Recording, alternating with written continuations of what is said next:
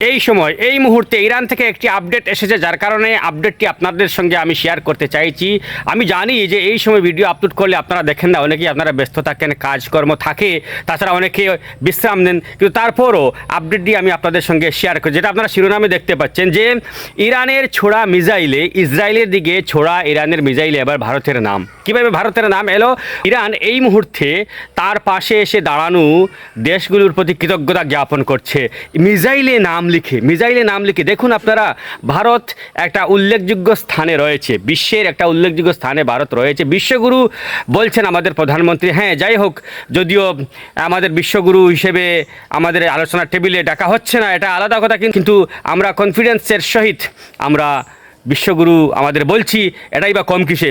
যাই হোক, আলাদাভাবে ভারতের নাম নিচ্ছে ইরান। কিভাবে? তাও ইসরায়েলে ছোড়া মিসাইলের গায়ে লেখা thank you people of India, thank you German people, thank you people of India. ইন্ডিয়ার নামও আছে, জার্মানের সঙ্গে ইন্ডিয়ার নামও আছে।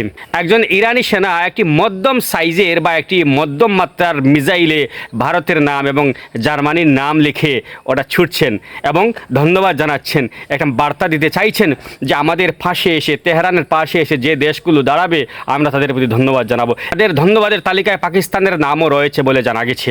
কিন্তু এই মুহূর্তে এটা একটা বড় সুখবর যে ভারতকে তারা ধন্যবাদ জানিয়েছে। আমরা যতই বলি না কেন যে ইসরায়েলের প্রতি আমাদের একটা মোহ রয়েছে, কিন্তু তারপরও দিন শেষে কিন্তু আমরা মজলুমের পক্ষে আছি, যার কারণে ইরান আমাদের ধন্যবাদ জানিয়েছে এবং ইরান বুঝতে পেরেছে যে ভারত তাদের পাশে আছে। ভারত সবসময় ইরানের পাশে আছে। ভারতের সঙ্গে ইরানের একটা বাণিজ্যিক সম্পর্ক রয়েছে, কূটনৈতিক সম্পর্ক রয়েছে। অতীতে আপনারা দেখেছেন, বর্তমানেও আপনারা দেখছেন, ভারতের তেলবাহী জাহাজকে আলাদাভাবে ছাড়া হচ্ছে। যে সমস্ত দেশকে ইরান ছাড়ছে হরমুজ প্রণালী দিয়ে, এর মধ্যে ভারতও অন্যতম। ভারতের এই তৈলবাহী জাহাজ বলুন আর গ্যাস বোঝাই জাহাজ বলুন, ওগুলো ছাড়ছে ইরান। যাই হোক, তাহলে শেষ পর্যন্ত আমরা এটা বুঝতে পারলাম যে ইরানের বন্ধু তালিকায় গুড লিস্টে আমরা আছি। আমাদের যে সাময়িক যে একটা সংকট, তেল বা গ্যাসের সংকট দেখা দিয়েছে, সেটা অচিরেই নির্মূল হবে, অচিরেই এটার নিরসন ঘটবে বলে আমরা আশাবাদী। যাই হোক, ধন্যবাদ।